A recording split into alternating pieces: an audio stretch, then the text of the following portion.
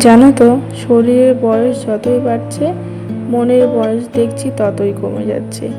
আস্তে আস্তে বুড়ো হচ্ছি, আর কেমন যেন বাচ্চা মন স্বভাব আরও বেড়ে যাচ্ছে নিজের মধ্যে। এই যেমন ধরো বিকেল হলেই ঘরে একটুও থাকতে ইচ্ছা করে না, মনে হয় বাইরে থেকে কোথাও ঘুরে আসি। আর বাইরে বেড়াতে গেলে না ভালোই লাগে। এই যে রাস্তাগুলো দেখছো, চারিদিকে শুধু সবুজ আর সবুজ জঙ্গল, আমার কিন্তু ভালোই লাগে। মানে প্রকৃতিকে এত কাছ থেকে দেখা, সেটা কিন্তু অনুভূতিই আলাদা।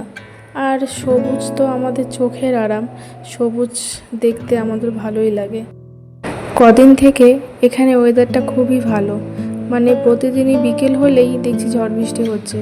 আর তার জন্য ওয়েদারটা কিন্তু একদম ঠান্ডা ঠান্ডা ওয়েদার, খুব ভালো লাগে। আর এই ওয়েদারে না ঘরে তো একদমই মন বসে না, মনে হয় শুধু ছুটে বাইরে চলে যাই, বাইরে থেকে ঘুরে আসি। এখন ও অফিস থেকে তাড়াতাড়ি বাড়ি চলে আসে, ওই 5টা সাড়ে 5টা নাগাদ চলে আসে। আর ও যখন অফিস থেকে বের হয় তখন আমাকে ফোন করে বলে, তুমি রেডি হয়ে থাকো, বাড়ি এসে কিন্তু দুজনে মিলে হাঁটতে বেরোবো।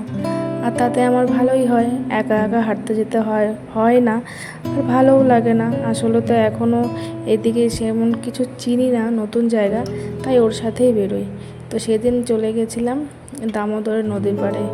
কী যে সুন্দর হাওয়া দিচ্ছিল, কি আর বলবো। মানে এসির হাওয়া ফেল, মানে শরীরটা প্রাণ একদম জুড়িয়ে গেছে। তো দেখছিলাম তখন অনেকেই নদীতে স্নান করছিল, আর ওদের স্নান করা দেখে না আমার ছোটোবেলার কথা মনে পড়ে গেল।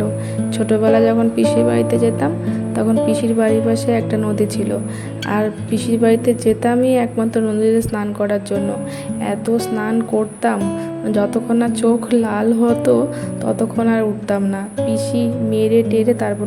কিন্তু এখন আর সেই অভ্যেস নেই, এখন আর পারবো না। এখন জল দেখলে আমার প্রচণ্ড ভয় করে। আর এখন তো বর্ষাকাল চলছে, নদীতে স্নান না করাই ভালো। 2 দিন আগেও দামোদরের নদীতে দুজন ছেলে